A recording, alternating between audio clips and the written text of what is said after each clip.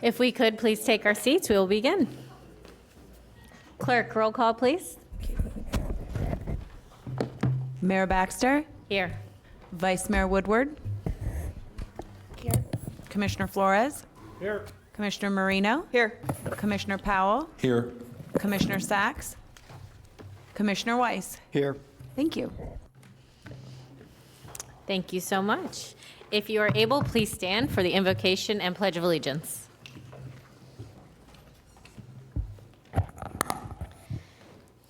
Dear God, we seek your help with our affairs today. Bless this meeting with your divine intelligence and help us to make the best use of our own. We are of diverse opinion here, yet we wish to reach agreement satisfactory for all. Please share your wisdom with us today and help us to do right by all concerned. Thank you for your heavenly blessing. In Jesus' name, amen.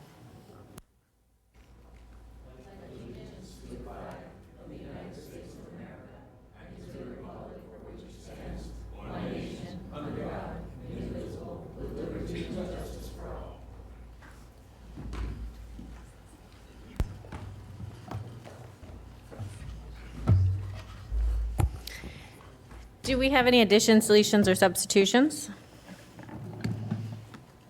Mr. Administrator, any additions, deletions, or substitutions? We do not, Madam Mayor. Thank you. Thank you. I will entertain a motion to adopt the agenda. I have a motion by Commissioner Marino, a second by Commissioner Powell. All in favor? Aye. Any opposed? Please see that motion carries 6-0.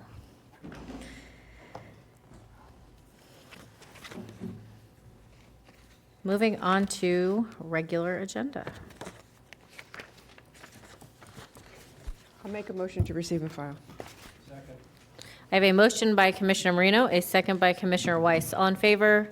Any opposed? Please see if the motion carries 6-0. And 2 workshop items. We will start with the CDBG Homes and ESG Action Plan for fiscal year 2026 to 27. Good morning. Apologize, Commissioner Sachs was texting. No worries. She wanted something. Yeah. Good morning, Mayor, Good Vice morning. Mayor, Commissioners, Administrator Bruzzo. Thank you so much for allowing us to be here today to talk about our annual action plan. I'm Jonathan Brown, the Deputy County Administrator. I have with me Axel Miranda, the Housing Economic Development Director, as well as Alessandra Tasca, our Division Director for our Planning Division. So again, thank you so much. We're coming today to talk to you about the 2026-2027 HUD Annual Action Plan. This particular plan is what we submit to you annually to get your direction before we come and finalize allocations for the upcoming year. Thank you. Good morning again, Mayor. Good morning. Commissioners, Administrator. Thank you, Commissioner. Testing. Perfect. Thank you, Commissioner Marino. Thank you, Madam Mayor. Again, good morning, Mayor, Vice Mayor, Commissioners, Administrator.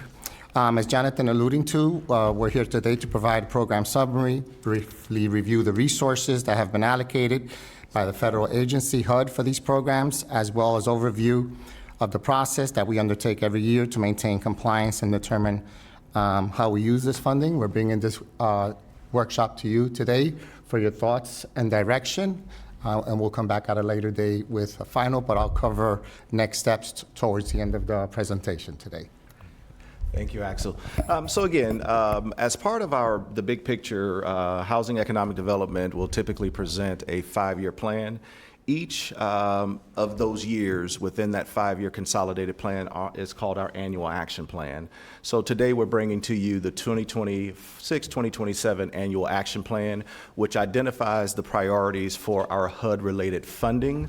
And some of the things that you will see as we look at some of the housing, community, and economic development initiatives, our goals including expand and preserve affordable housing all the way to the economic development, including job retention, job creation, and other business services. So, this annual action plan, again, with the allocations, this year HUD has advised the county that in our community development block grant program, we will receive approximately $6.5 million, which is roughly a $68,000 decrease from the previous year. In our home program, we will receive approximately $2.2 million, a decrease of approximately $53,000 over the current year. And then in our emergency solutions grant, $580,000, a 2% increase. Total HUD allocation to the county through these programs, $9.315 million. Commissioner Marino, you're recognized. Thank you. Jonathan, why the decrease? Based on how the federal government allocates the dollars, that's why we recognize or see the decreases there. We weren't expecting a decrease. We were expecting at least level funding, but the allocation for this year, and I'm not sure, again, where they are with the overall budget. What we've seen sometimes is that if things change within the budget, when we come back to final, there may be a shift or a change at that point. And how is it trending over the years? Trending over the years has been pretty good. This is one of the, even at the $68,000 decrease, it's been roughly around 40, 50,000 decrease, or we've seen some increases. Over the last couple years, it's been pretty level. Okay, thank you. And so some of the things that the department has participated in, which includes our input, our funding strategies, and plan development. We've had the stakeholder meetings, we've had the public meetings, we've worked with the community to help determine which recommendations to bring forward to the Board of County Commissioners.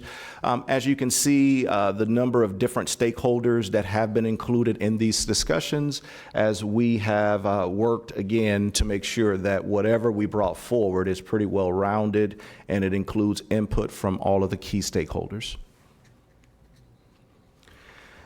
The resources, again, we've talked about the block grant, just some information on the block grant and its eligible activities, the Home Investment Partnership Program and its eligible activities, and the Emergency Solutions Grant. One thing to note with regards to the CDBG and the home, although we can use those dollars for construction because federal dollars typically drive up the cost of construction, we typically use the SHIP dollars, the state dollars, to deal with construction-related projects, whether it's rehab or housing replacement. So although they are eligible activities under CDBG and eligible activities under home, just know as you see us move forward, you won't see many housing-related projects in those particular activities unless it's a large developer-related project. And I'll pass it over to Alessandra. Good morning, Alessandra Tosca, Mayor, Vice Mayor, Commissioners, and Administrator. Moving on into the next section, we're going to break down each one of those grants into the proposed activities for the following fiscal year, and we welcome any discussion at any point on those. This is a layout of the CDBG allocation and how we propose to distribute it. The main categories are listed on the left-hand side, and these are similar to what has been done in the past. The public services allocation of 15% is standard per what is allowed at the CDBG rules and regulations. Then 12% allocation to economic development activities. The local municipality entitlement category actually comprises both what we calculate and allocate to the various participating municipalities, that's 17%, but then also the special area of hope allocation, which you might be familiar with. It is a board directive that was developed over a decade ago to rotate an extra pot of money amongst the municipalities year over year. So this year, the special area of hope is being assigned to the town of Lantana per that order. And then lastly, 30% is for capital projects by the county in unincorporated areas. And just a point, Board, with regards to code enforcement, we've heard you, and we'll talk a little bit more about code enforcement going forward, because one of the municipalities that has requested to use their CDBG for code enforcement has been the city of Pahokee. We have had conversations with them. They understand the county's position on needing better enforcement with regards to code enforcement and more teeth in their policies. We're having those conversations with them. Ultimately, depending on the board direction, the city may not receive those dollars for code enforcement, but understand that there are a number of different ways the cities can use those dollars. It's code enforcement is how they asked to use those dollars. And Jonathan, just for a brief update, since you brought up Pahokee, just confirming that all 40 families have been rehomed. Yes. Thank you so much for that.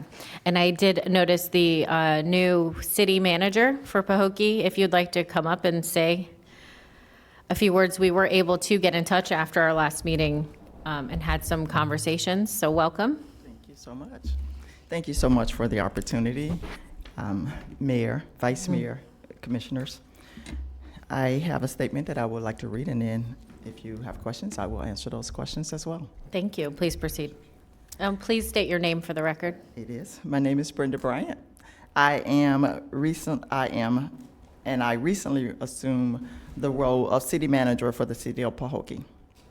I appear before you today to provide a clear and accountable update regarding the property located at 169 Adams Place, commonly known as the Parker Building, and to outline the decisive actions the city is taking and have taken to respond to the circumstances that led to the displacement of 40 of our residents.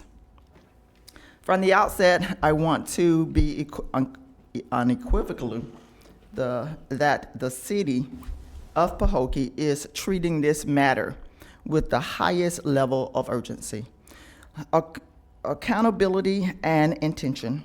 We recognize the seriousness of what has occurred, and we are committed not only to addressing this situation, but to ensure that it is not repeated. To that end, the city is finalizing a comprehensive timeline of all prior actions relating to this property. Please know that there is a long history of code enforcement actions that have been taken, but because the building is not demolished, it appears from the history that residents keep coming back to conditions that worsen over time. Our review of this matter has already served to strengthen our internal system. We are also in the process of compiling a long list of actions that have been taken over several years to share with our community, with our county partners. Simultaneously, we are implementing targeted improvements on how code enforcement matters for similar properties and identified, tracked, and resolved. These actions have already started and will include establishing a more proactive and data-driven approach to identify properties that may threaten residents' safety or quality of life, enhancing coordination and operational alignments across code enforcement, building, planning, and zoning to ensure timely, consistent, and effective enforcement. Updating our code of ordinance to allow for the special magistrate to act more swiftly in taking action when an unsafe structure is identified. Formalizing a communication protocol with Palm Beach County to ensure early notification of emerging issues, allowing for coordination, proactive intervention, rather than reactive responses. These are not conceptual ideas. They are actually steps already in progress, reflecting a deliberate shift towards stronger oversight and accountability. In addition, the city is preparing to pursue all available legal remedies against the property owner to the extent permitted by law. Property owners must be held accountable when their actions or inactions place residents at risk. We understand that the county is also interested in establishing a database that we will be following the progress of those actions. While I have been in this role for a short time, I have moved swiftly to access organizations and initiate corrective action. Even before officially starting, I made myself available for calls with county staff and local partners. I respectfully ask for your patience as we complete this work with the level of thoroughness it requires. Within the next 2 weeks, the city will present not only a history of actions taken, but also an action plan. I also want to acknowledge and sincerely thank Palm Beach County, our neighboring municipalities, including Belglade and South Bay, and the many agencies and leaders who responded with urgency and compassion. We are especially grateful to Mr. James Green, Ms. Tammy Fields, Mr. Jonathan Brown, and Mr. William Freeman of People on Purpose, who continued hands-on presence has provided stability and reassurance to those affected. We realize that this issue is not one limited to Pahokee. We are in the news today, but rather it represents a deeper issue of the need for decent, affordable, and safe housing. The City of Pahokee is committed to being proactive, accountable partners. We value our partnership with the Board of County Commissioners and look forward to continuing collaboration to protect the safety, stability, and well-being of all citizens of Pahokee. Thank you for your time and your continued support. Thank you, Ms. Bryant, for coming down here and saying those words. If you don't mind, I can't imagine. It probably feels like you were thrown to the wolves day one. That's a tough situation, I think, for anyone. So I do appreciate the collaboration we've had to this point since last meeting and any updates, so on. But I do have a few questions. Sure. Have you presented any new ordinances to your board to pass as far as updating your codes? We're working on those now. There are quite a few that need to be adjusted, so we are working on those now. And I would love for our legal staff to also help assist so that we know that you have all the right tools and all the correct information going forward. We would love to help if you would be open to that. Of course, there has already been so many hands of support, and we openly accepted them immediately. The plan is to establish a team of legal individuals so that we can make sure that we're going down the right path. And putting those processes in place so we don't end up here again in the future. Of course. That would be amazing. Of course, and we will keep you updated as well. So we are hoping to have the plan at least ready within 2 weeks. We've already completed the timeline, but we are reviewing those now to make sure everything that we need is in there, so those who have not been involved in the process on a continual basis will understand exactly what occurred and why it occurred. I appreciate that so much, and we look forward to updates. Thank you so much. Thank you so much. Thanks. 1 second. Commissioner Weiss, you're recognized. Thank you. Thank you, Ms. Bryant, for being here and sharing those words. I can't imagine going onto a job and being, having a situation like this just as you're starting out and having to sort that all out. So really appreciate you being here today. Thank you. So thank you. I have a couple questions for staff. Are you finished with Ms. Bryant? Yeah. Thank you Just- so much. Just to add again, I am a resident of Pahokee. I was born in the Glades. I've lived in Pahokee since the 4th grade, and so returning there, I'm ready to offer all of my skills, my abilities to make sure that we're on the right track. Thank you so much. So I am invested in this process. Thank you. Thank you. Okay. Yeah, I had a couple questions. Can you explain what Inclusify, the Inclusify program is? Yes, sir. So Inclusify is one of our TA providers. They also provide loans. They used to be known as the Black Business Investment Corp, BBIC, but they provide lending and other supports to small businesses regardless of the ethnicity and background of that business owner. Okay. And then the Center for, I assume, Technology, Enterprise, and Development, who is that group? That is the TED Center located in the city of Delray. They also have a satellite office in the Glades area. And again, they provide TA as well as obviously the technology to help small businesses. Okay, small businesses. Okay, great. And then, you know, in looking at the administration costs, it's 20%.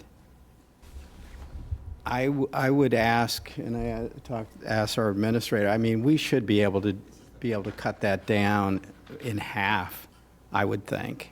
I mean, I don't know why it would, if it's costing us this much to administer this, I mean, is there a reason why it's so expensive? Yeah. So if I can share, so the HUD allows up to 20% for admin costs.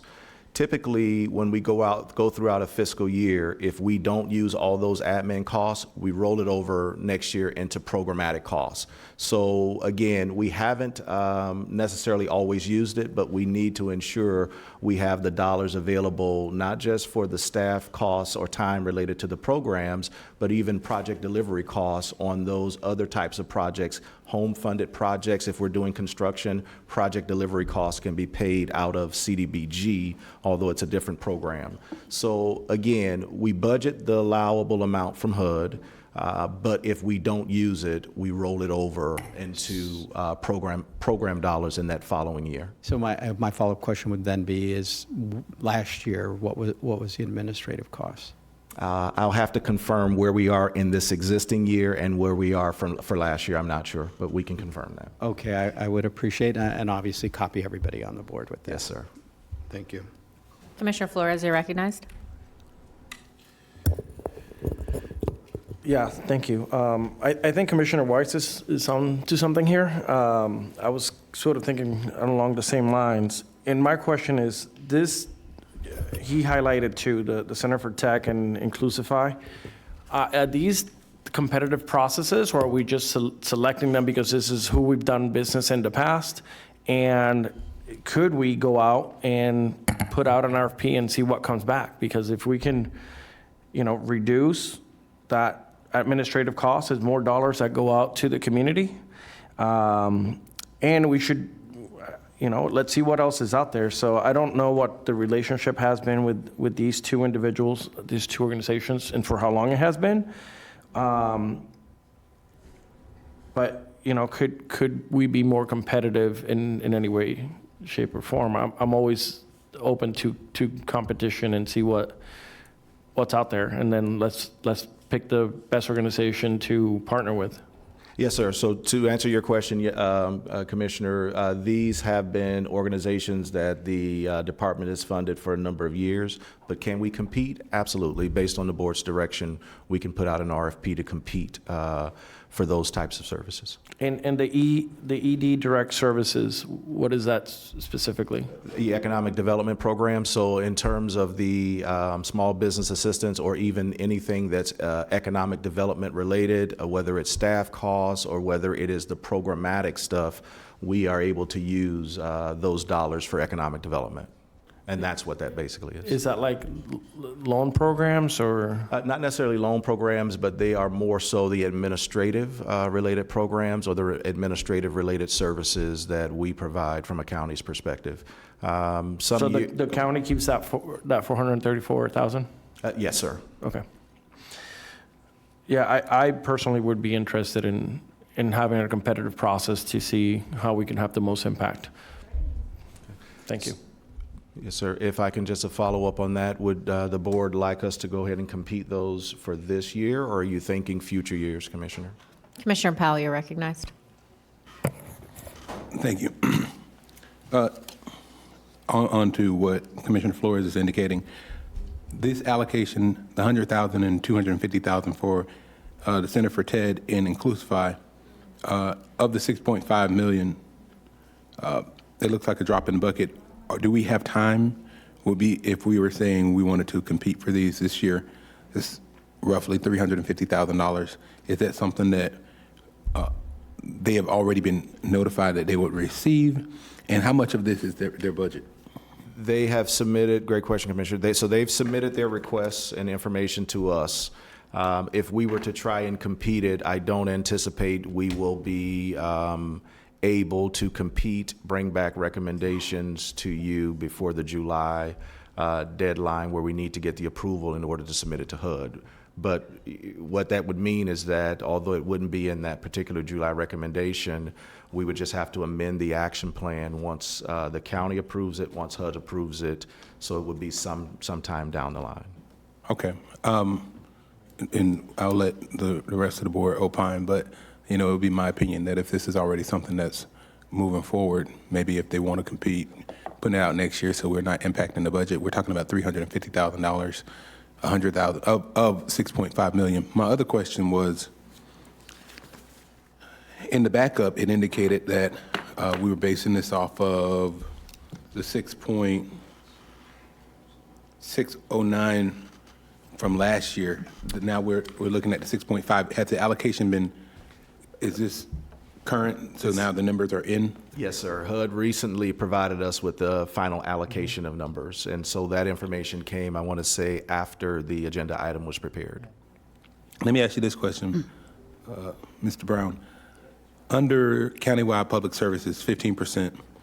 Other nonprofit activities, notice of funding, the NOFO, $245,000.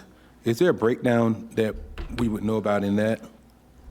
And then also the $736,211 for Palm Beach County Homeless Services facilities. Those are larger numbers. Are those things that we should probably think about competing for as well? Who receives those fundings? Thank you, Commissioner Powell. We will be presenting that breakdown in that competitive process in the next couple of slides. Okay. I guess I don't have any further questions with regard to.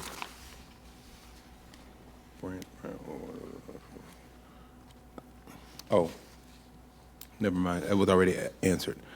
That's it for this portion. Thank you. Thank you. So continuing with the presentation, I will just add a couple of logistical notes based on the comments that I've heard.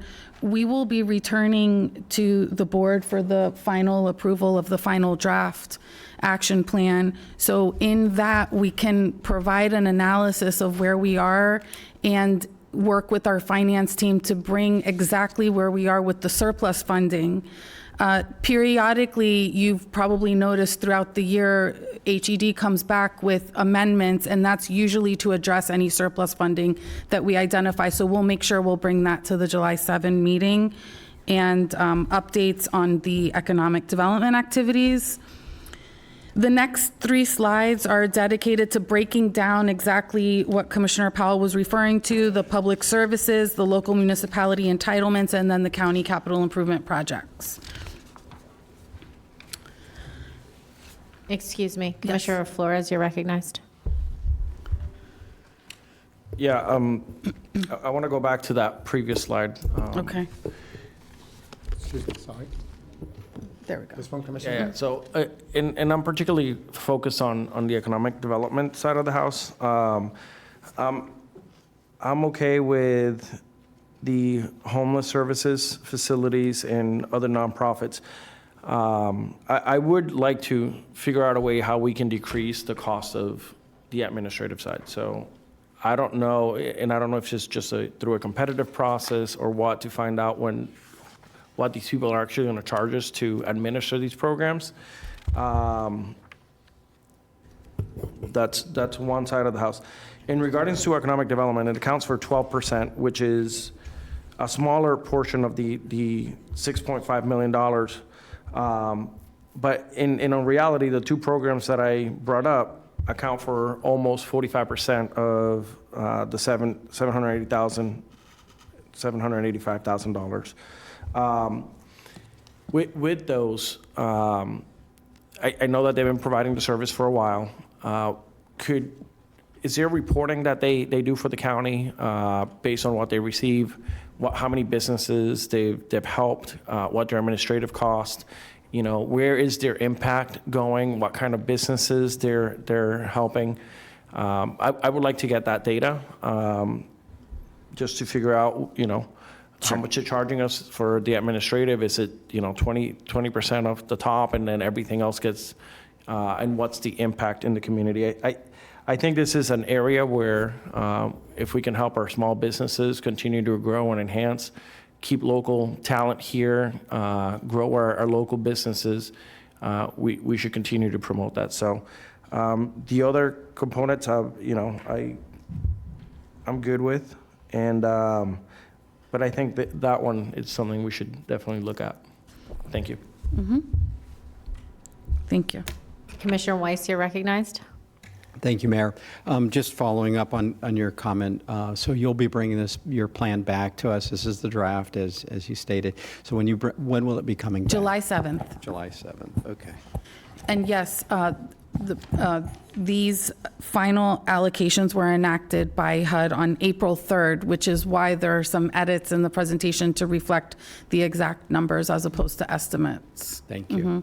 Commissioner, if I can add, Commissioner, we're coming to the board on the 7th because we have a deadline of August 15th to submit to the feds. So just getting ahead, since we're in the conversation right now, we're sort of stepping into next steps. So I'm just sharing that with you, sir. Okay, so regarding public service nonprofit activities, our department does a competitive solicitation process for those every 3 years, and this year we were due, so we did that, launching the beginning of this calendar year. We received a total of 20 applications for roughly 250, which became $245,000 of the allocation.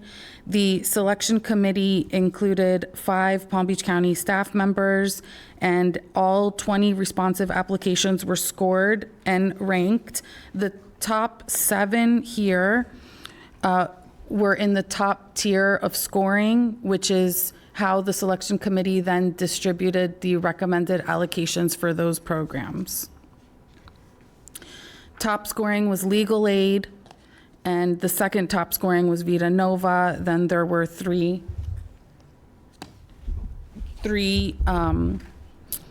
in the third tier: Adopt a Family, Aid to Victims of Domestic Abuse, Children's Case Management Organization that does a support project for kin that are supporting children, and the Florence Fuller Child Development Center, and finally the Lord's Place. So these are the local municipality project proposals. Every year the department works with these partner municipalities that have target areas that have been identified in the 5-year plan to get an application, and it is reviewed, and that is what you see on this slide here. On the very bottom in small print, I apologize for that, there are the 3 municipalities that opt to, instead of doing a project, they would like to allocate their funding to code compliance: Belglade, Pahokee, and South Bay. And then, Mayor, Vice Mayor, Commissioners, if I can add, we made one change to this particular slide from the original presentation that you had with regards to the City of Lake Worth Beach. We're waiting for them to resubmit a project that we could then present to you in the final action plan. Third is the Palm Beach County Department requests. It was almost about $2 million allocated there based on the formula calculations. We are continuing the final work at the Lake Worth West Community Center with facilities development and operations. Similarly, Parks and Rec is concluding work in Phase 3 at Glades Pioneer Park Orange Bowl. And lastly, a new project is with the Water Utilities Department, designing and engineering all the work necessary for the Canal Point water main. Moving off of CDBG and onto the home and ESG grants, this is a comprehensive overview of how we have distributed or proposed distribution of the home funding allocation of 2.1 million.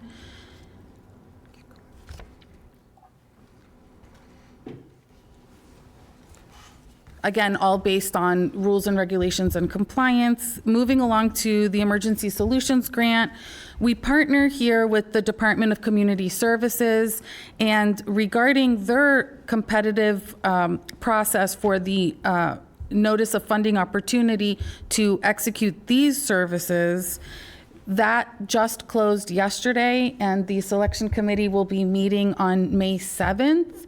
So we will have those final recommendations to you in the plan that is coming forward on July 7th. Thank you. Thank you. Thank you, Alessandra. As I alluded to a little bit before, the final slide is just basically your next steps. This all has to conclude by the 15th. So as we've stated previously, we'll be coming to you on the 7th. You'll see the times that we go on the public meetings. And that basically concludes our presentation today. We're open for comments, questions, but it was just to bring you what we're thinking and seeking direction from the board at this point. Thank you. Commissioner Marino, you're recognized. Thank you, Mayor. On page 11 and 12, you show program administration. I think what you're hearing from the board right now is that we would like to see program administration reined in. As someone that's ran a nonprofit for 20 years, you know, program administration, you could look at it several different ways, but our cost should be less than 20%, which you had earlier. Here it says program administration 10% per regulation allowance. So I'm thinking 10% is about the number we should be at, not 20. And then if you go to the ESG, the program administration is tiny, but that's probably because we have not very little to do with it. So program administration is an important factor in all of this. So, great point, Commissioner. Just a thought, if we're going to adjust program administration, then we're going to have to make a request for ad valorem funds to cover those costs. Typically, that's why we'll go through that program year, and whatever is left over, we roll it into the programs in the following year. As you can see, some of the costs, you know, CDBG is a higher cost because you can use admin in CDBG to cover these other programs. And it's not just the existing programs. You know, when we do affordability periods of 30 years, 50 years, it's ongoing monitoring of all those other projects that we've funded over the years as well. So it's not just the current year that admin is used for, it is all of the other previous years that we have to continue to monitor as well. And one more question. Is there any, I'm noticing in all of the different proposals that District 1 isn't included anywhere. So is there an idea that you spread the money throughout the county, or does that even come up in a discussion? You want me to take that? Yeah. Jim? Because we've got lots of areas of need in the north end of the county. Yes. Thank you, Commissioner, my commissioner as well. But there is a formula allocation that's based on census data, and there aren't very many official target areas identified by the census and officialized by HUD in North County. But we do our best to stretch it and make sure that every area that is officially designated does receive a portion of the funding. Thank you. By the way, I don't see us making any changes this year, but I think a competitive process for next year would be warranted. Thank you. No more lights, so I will go. So I do agree, the administrative costs are high. And to Commissioner Marino's point, 10% seems to be more of a standard. Are we currently supplementing administrative costs? Yes, ma'am. We're using the CDBG to supplement the administrative costs, which is why the ad valorem administrative cost from HED is not as high. And could you explain that a little bit more in detail of exactly how that supplementation works? Yes, ma'am. So CDBG admin can be used for any eligible CDBG activity. So from a staff perspective, all of the reviews, all of the follow-ups for the existing agencies that we've listed before, whether they're public service activities, whether they are the economic development activities, whether they are any of the other competitively completed projects, we staff, when we do our time cards, because HUD requires time cards, we have to document our time spent on any eligible CDBG activity. So it's county staff that we are supplementing, so we're spending less ad valorem dollars? Yes, Madam Mayor. It's like billable hours. We literally fill out timesheets, put the projects that we're on, how much time. One of the things that I'm looking at is how, including the director, myself, because we all have, the entire department plays a role in all of that. In lieu of what's happening with our budget process, we're very conscious of that, so we're examining where we can put some of that money to the federal. No, and that makes a lot of sense. I just wanted to clarify that, so thank you. If we did happen to next year going forward enter into a competitive process, how would that affect our ability to use the CBD funds for our staff's time of working on these programs? We can compete the dollars. The board directed us before to compete public service activities every 3 years. Okay. And so we do that. One of the things to note is that while we roll over the program administrative dollars we don't use into the next year, you're talking maybe 100, 200,000. It's, again, we try to tie all of our activities to block grants so we don't have a request on the ad valorem funds. So anything that's eligible, we use the grant to cover. Hence, again, we don't. Keeping the ad valorem lower? Yes, No, ma'am. absolutely. That makes a lot of sense. So I'm in favor of trying to use as little of ad valorem as possible. So thank you for that. Were there any other comments or questions by the board on this project or this presentation? No? Anything more for us? All right, moving on then. Thank you. Thank you for your time.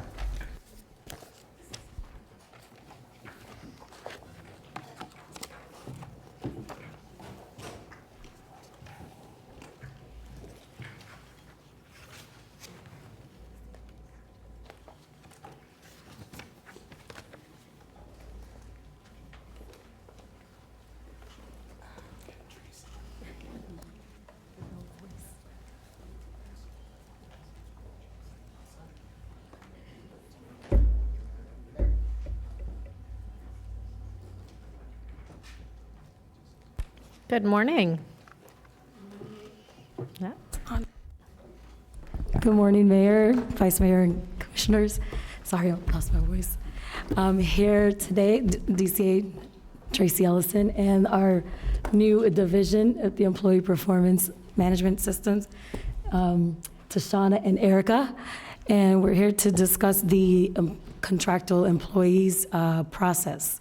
We had performance reviews on the contractual employees contract, but it was requested for 360 reviews, and we want to discuss and finalize the 360 review process on who you'd like to have do that process, be a part of for each of the contractual employees, as well as the competencies that you would like. I listed on I gave documentation on the 5 competencies examples. It's not required to have the competencies, but we wanted to see if you wanted to tie in some of the goals with the competencies. So we added 5 examples that could tie into those competencies. We want to start to see if we are okay with the process for the anniversaries, the contract, the start date for each of the contractual employees as their anniversary date as well. And we'll take direction from the board on if they're okay with the process that was suggested. Commissioner Flores, you're recognized. I think you guys know exactly where I'm going with this. This is the first time I'm seeing this, so I apologize. It was the same document we met to discuss together. Okay. Yes. So I'm not ready to really come out because I haven't studied it, so maybe I missed it, so I apologize. In regards to the 360, because I know it also covers employees under these individuals, how is that going to be? Are we going to take like a random sample? And I don't want these to also not be, I want to know exactly who is making comments. So are we going to do like 5, a sample of 5, 10? What are we? So the direction would come from the commissioners to decide who they would like to have do the 360, whether an example would be for the county administrator, would it be his direct staff that reports to him? That was one of the suggestions. And you will all see those 360s. They won't see the 360 reviews. So that will be done in the system that the EPMS department is setting up. It sends out to them automatically, and they complete those, and then I provide those comments on all of those competencies from each of them. Okay, but these individuals will have to identify themselves. It won't be blind, right?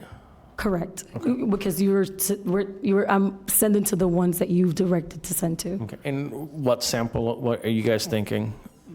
For the competencies? No, for the feedback that we're going to collect, are we going to do like 5, or are we going to do 10? That will be up to the commission.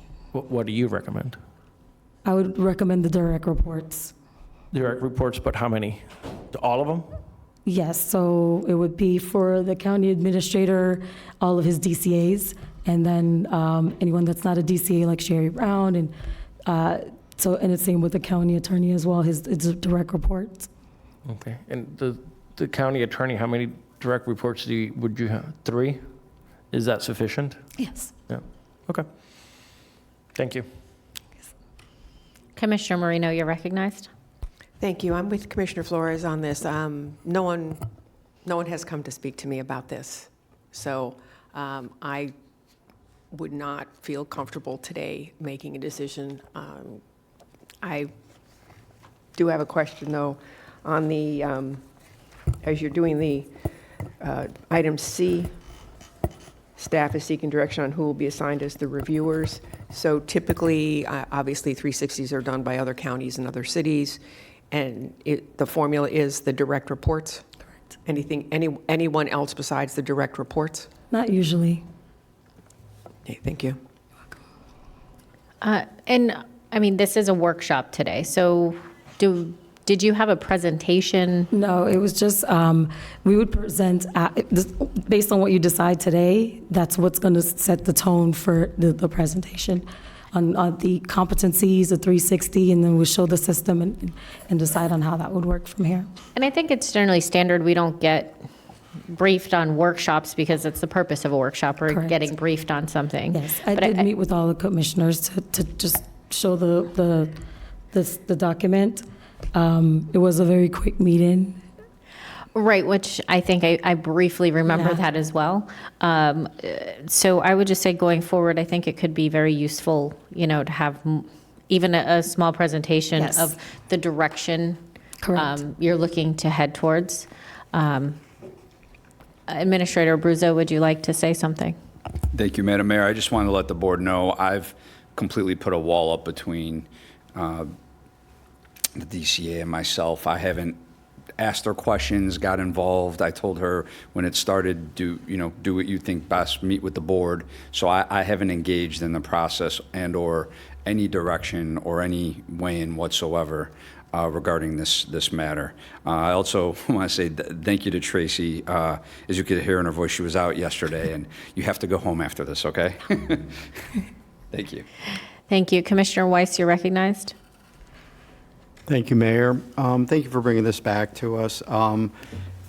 Just to clarify my position on the who participates in the 360, I agree, should be all the direct reports, and it's not an unmanageable number, but I think it's important. They're the ones that have direct knowledge of their supervisor, if you will, and can help provide, I think, most important and meaningful feedback. I think anybody below that, it's not direct, and so it could be misaligned or misconstrued information as to it relates to the level above them.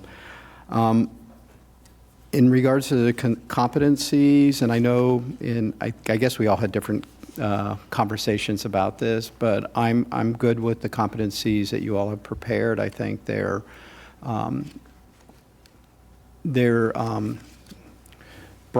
broad, but yet they hit on, I think, the important points that we expect from our executive leaders in the county. So I'm sure there's always more, and more detail could be fleshed out, but on the other hand, you've got to, sort of,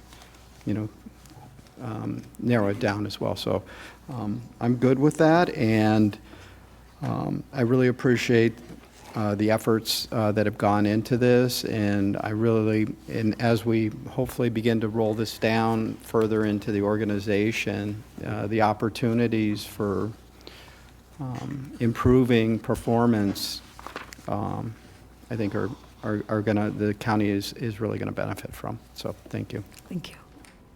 Commissioner Powell, you're recognized. Thank you, Madam Mayor. And I will admit that I did have a meeting with you all with regard to this. I don't want to, I know some people said they haven't had the meeting, but I did. So with that, I want to ask this question. We had talked about, Tracy, the idea that an employee should be 1 year in the position prior to being evaluated. And that's kind of in the backup. But I have a question related to that. How does that relate to commissioners? So, and this was something I was hoping that the entire board would be able to engage on. If I'm a new commissioner and I start in November, and a new, one of the 3 contractual employees starts. The anniversary, December. Their anniversary is 3 months or 6 months before I ever started. Do I evaluate that? How do we look at that? Is that something that comes to me for me to make a decision, or because we're getting a 360 from their direct reports? So how do I engage? You would still get the 360s from the direct reports. You just probably would not comment on the performance itself, because each commissioner will still have to do their section as well. But at least you would see the responses from the direct reports. So if I haven't been here for a year,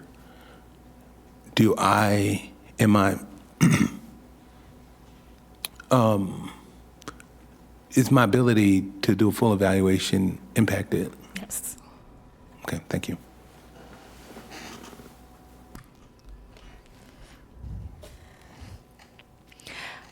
So as far as direct reports, I think that's a great idea moving forward. I like that. Were there other specific directions you were looking for from this board? Not at this time, just the direction. If we're good with the anniversary dates as the start date of each contract, and the 360s direct reports, and then the competencies. That was pretty much it. And do we have, I know we're doing a year reviews, annual reviews on anniversaries, to Commissioner Powell's point, but it made me think of something. When somebody is a new hire, are we doing any sort of like 90-day review so that we're not waiting a year to possibly give some critical feedback? Do you mean for staff or for the contractual? For staff in general, Yes, but that also, will be a part of our process, correct? Okay, I just want to make sure we're not waiting for, for that an entire year before they get any sort of Yes, that's a part feedback. of the current process that we're putting together now. It's a 90-day review as well. Perfect. That is all for me. So it looks like we have no other questions. So unless you have any for us. That's it. Thank you. Have a great one. Thank you.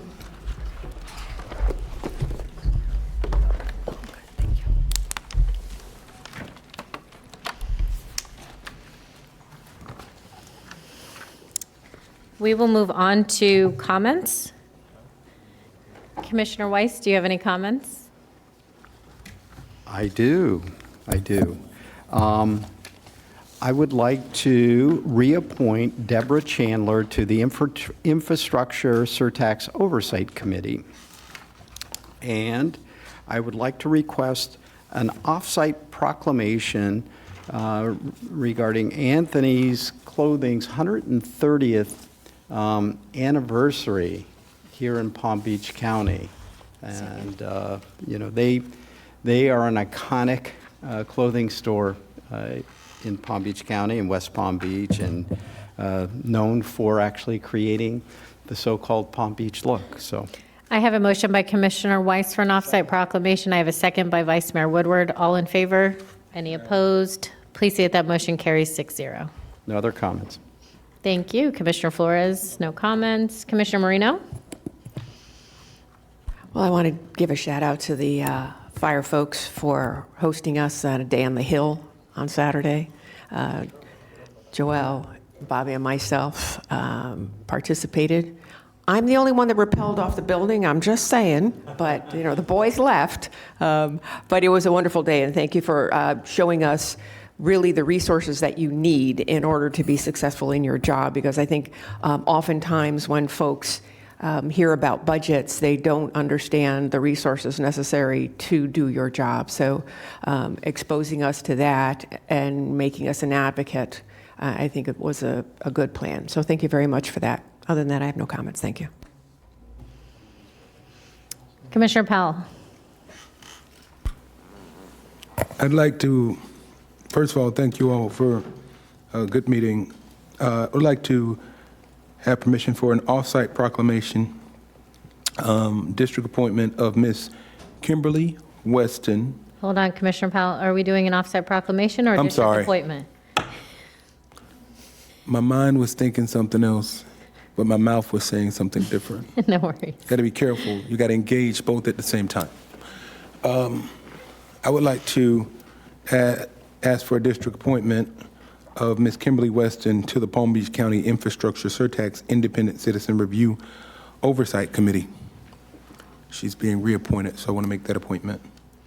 And then I would like to recognize over the weekend that myself, Commissioner Flores, and Commissioner Marino did participate in Fire Ops 101. When you see the amazing firefighter videos, you think, wow, this is great. I want to do that. And it's fun. But we only did it for, a few hours. I will remind you that it's hot in those firefighter outfits. It's heavy. But although I was able to run in mine, but it's an experience to just get, for a moment, an opportunity to see what our firefighters do every day. So I want to thank Chief Kennedy and the entire staff. Our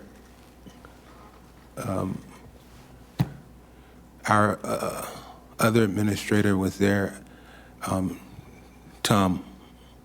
Why am I drawing a blank? Nadler. Thank you. My mouth and my mind are just, in any case, Tom Nadler, thank you. I don't drink caffeine. And thank you for that. The other thing I want to point out, I want to congratulate Ms. Bryant for becoming the Pahokee city manager. Congratulations. We've known each other for a while. I'm hoping and looking forward to you doing great things and us helping you to do those great things however we can. Yesterday, although we are separate entities, the legislature, the county commission, and our municipalities, the legislature released its redistricting map. And I don't know whether I was amazed or disappointed in what I saw, but I'm also at a point where we don't want to get partisan, but these governments impact us. We send our legislative affairs staff up to Tallahassee to fight for our appropriations and fight for policies that would impact Palm Beach County. And to see the congressional map that was released yesterday is disappointing. I would like to make sure that the people at home are paying attention, because everything we do is interchangeable, and at some point, we got to make sure that we're doing what's right. And there's always a time to do what's right. No further comments, Madam Mayor. Vice Mayor Woodward? Thank you, Madam Mayor. I would like to appoint Mark Wigder to the Infrastructure Surtax Oversight Committee, and that is all. Commissioner Flores? Mark Wigder. Thank you. Commissioner Flores? I think Commissioner Powell just brought something up that I'm glad that he brought up, which is the redistricting of the congressional maps. And wow, was I dumbfounded when I saw those maps. Technically, when I looked at my particular address, I would be having representation from out west. I have no idea how they would cover Palm Beach County or the western part of Palm Beach County and the other side of the state. So how do we have a legislative team, and I have concerns about these maps, and I would like to engage in the process because I don't think that these maps are going to do any justice to Palm Beach County. And I would like to see how we can engage moving forward.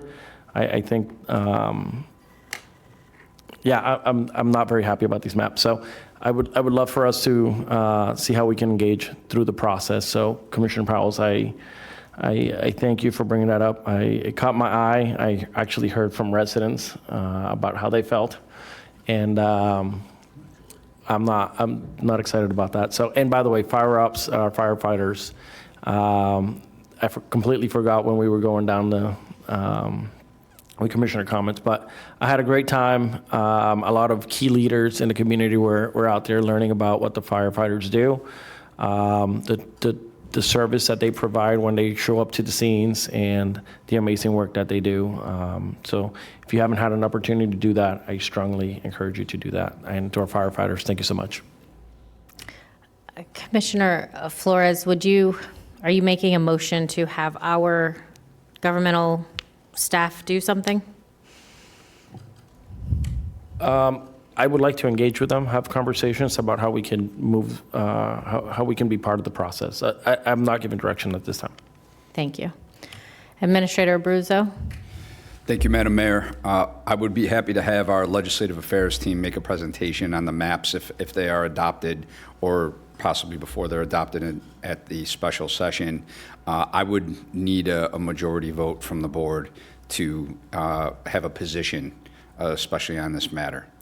So happy to engage with this, and Commissioner Flores, of course, anything you need from us, and obviously you are all individually, that's your prerogative how you advocate pro or con against the maps. Thank you, Thank you, Madam Mayor. Administrator.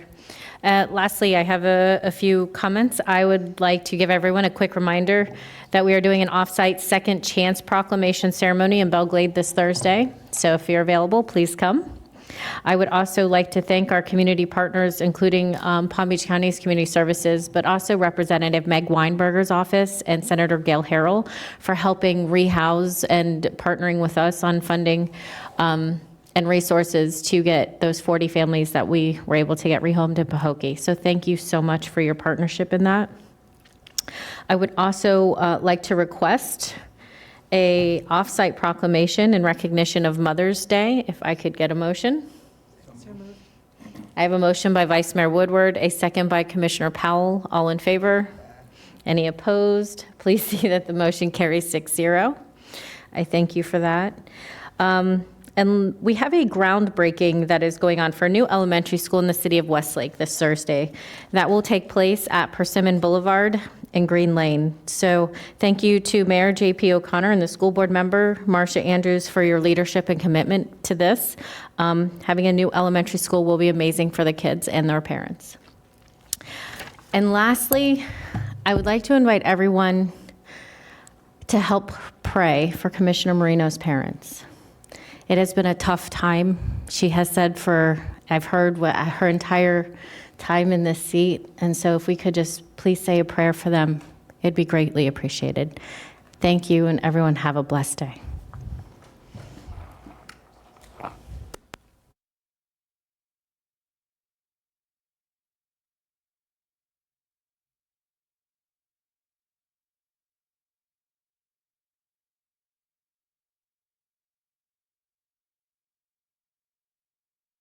Sweet corn fiesta that happened this last Sunday.